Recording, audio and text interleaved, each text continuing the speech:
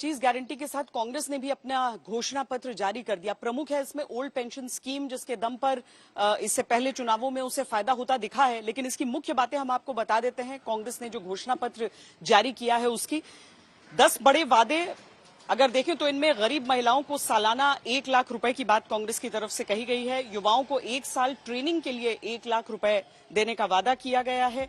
साल में 30 लाख सरकारी पद भरे जाएंगे, ये कहा गया है। एमएसपी की कानूनी गारंटी मिलेगी, कांग्रेस ने यह भी कहा है। मनरेगा में 400 रुपए की मजदूरी मिलेगी। जातीय जनगणना कांग्रेस पार्टी कराएगी। 25 लाख का हेल्थ इंश्योरेंस मिलेगा। आरक्षण सीमा 50% से ज्यादा की जाएगी और नौकरी आवेदन पर कोई फीस नहीं लगेगी। स्टार्टअप के लिए फंड मिलेगा। लेकिन इसमें एक बड़ी बात कांग्रेस ने यह भी जोड़ी, जो नेता ईडी सीबीआई के डर से दल बदल किए हैं, उनके केस की जांच सत्ता में आने पर कांग्रेस फिर से कराएगी।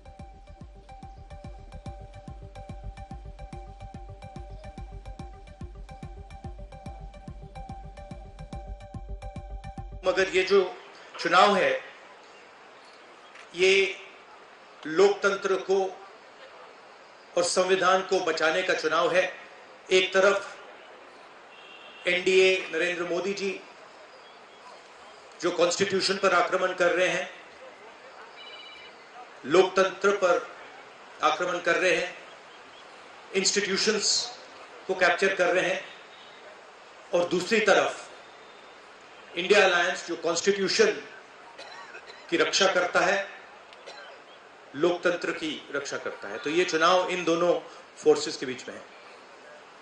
मगर जो राजनीति में आज हो रहा है वो क्लियर है कि सब पार्टीज को नरेंद्र मोदी, ईडी, सीबीआई, इन इंस्टीट्यूशंस को कैप्चर करके फाइनेंशियली मोनोपोली बना रहे हैं अपनी। इसीलिए नंबर निकला है 400 पार।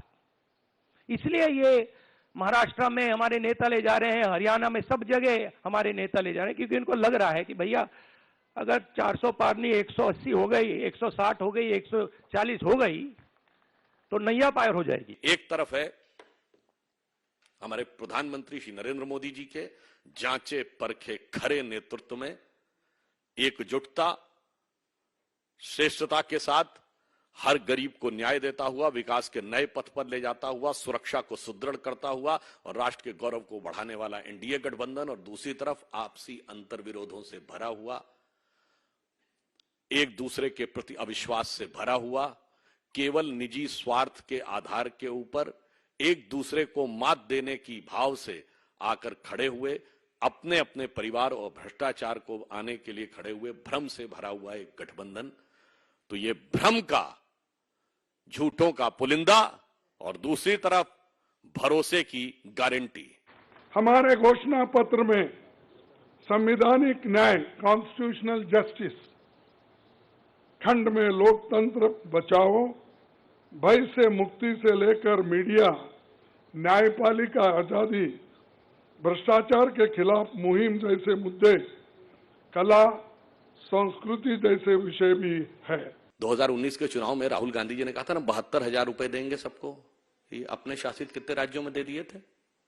3 में तो अभी सरकार है, और छत्तीसगढ़ और राजस्थान में अभी सरकार गई है 4 महीने पहले। तो कितने दे दिए थे? ये अंतर है जिसे कहते हैं पर उपदेश कुशल बहुतेरे। इसलिए इस मैनिफेस्टो को देखकर सिर्फ एक ही बात कही जा सकती है कि वो पैरवी तो झूठ की करता चला गया, वो पैरवी तो झूठ की करता चला गया, बस उसका चेहरा उतरता चला गया।